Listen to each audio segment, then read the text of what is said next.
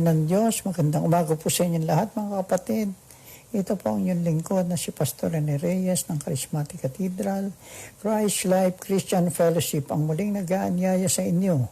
Nasamahan ninyo po ako sa pang-umagang pagbubulay-bulay ng makapangyarihang salita ng Diyos.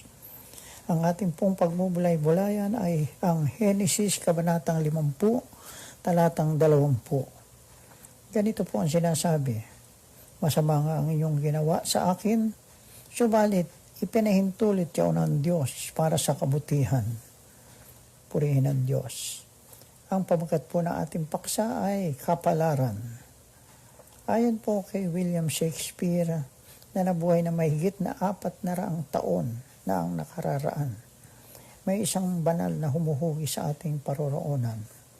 Hindi po bago ang kanyang paniniwala na may layunin ng Diyos para sa tao na nagpapabulaan sa sinabi ng iba na may mga pangyayaring nagkataon lamang o sapagkat yun daw ay kapalaran. Maaring maging tama lamang sila kung wala talagang Diyos o kung mayroon man ay iniwan naman niya ang kanyang nilalang at ipinaubaya na lamang sa pagkakataon o kapalaran. Ngunit hindi yan ang itinuturo ng Biblia. Yan ba ay nangangahulugan ang Diyos ang dapat sisihin sa lahat na nangyayari sa buhay? Itinuturo ng Biblia na ang paghihirap ay bunga ng kasalanan ni Eva at Adan at yan ang dahilan ng lahat ng paghihirap sa sanlibutan.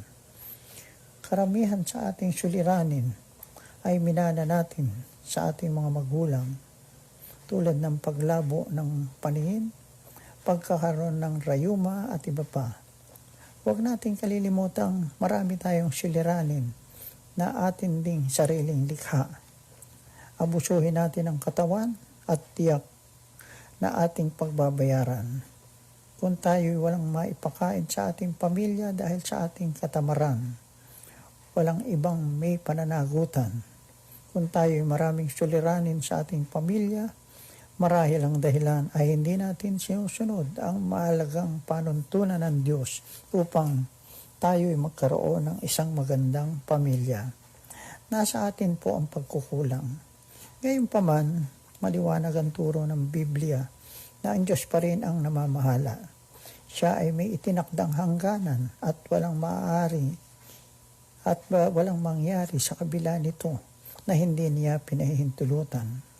Ginagamit po ng Diyos kung minsan ang masasamang tao at kahirapan sa pagsasaayos ng ating buhay upang tayo'y maayon sa kanyang kalooban at matupad po ang kanyang napakagandang layunin sa atin. Natatandaan ba ninyo nang ipagpili si Jose ng kanyang mga kapatid? Katakot-takot na paghihirap ang kanyang naranasan. Pagkatapos, ngunit ganito ang kanyang patotoo makaraan ng maraming taon. Masama nga ang inyong ginawa sa akin, subalit ipinahintulit iyon ng Diyos para sa kabutihan. Ganyan din ang patotoo ni Apostol Pablo sa isa niyang sulat mula sa bilangguan. Ibig kong malaman ninyo, mga kapatid, na ang nangyari sa akin ay nakatulong ng malaki sa ikalalaganap ng Ebanghelyo. Pilipos Kabanatang 1, Talatang 12. Ang salitang kapalaran ay wala pong lugar sa buhay ng isang anak ng Diyos. Siya ay pag-aari ng Diyos at may layunin ng Diyos para sa kanyang buhay. Maaari pong dumaan siya sa apoy, tumawid sa baha, humarap sa digmaan, ngunit siya ay hindi maaring maging isang talunan. Kaibigan, kapatid, kung inaakala mong ikaw'y pinagmamalupitan ng kapalaran, tumingala ka sa itaas at tingnan mo ang sinag ng araw sa kabila ng ulap. Nasa panig mo ang Diyos kung ikaw ay kanyang anak. Manalig ka sa Kanya. Huwag kang bibitiw ng pagkakahawak sa Kanya. Tandaan mo ano man ang mangyari. Mahal na mahal ka ng Diyos. Ayaw niyang ikaw ay napapahamak. Purihin ng Diyos. Pagpalain po kayo ng Panginoong Diyos. Maraming salamat po sa muling pakikiisa nyo sa pang-umagang pagbubulay-bulay ng makapangyarihang salita ng Diyos.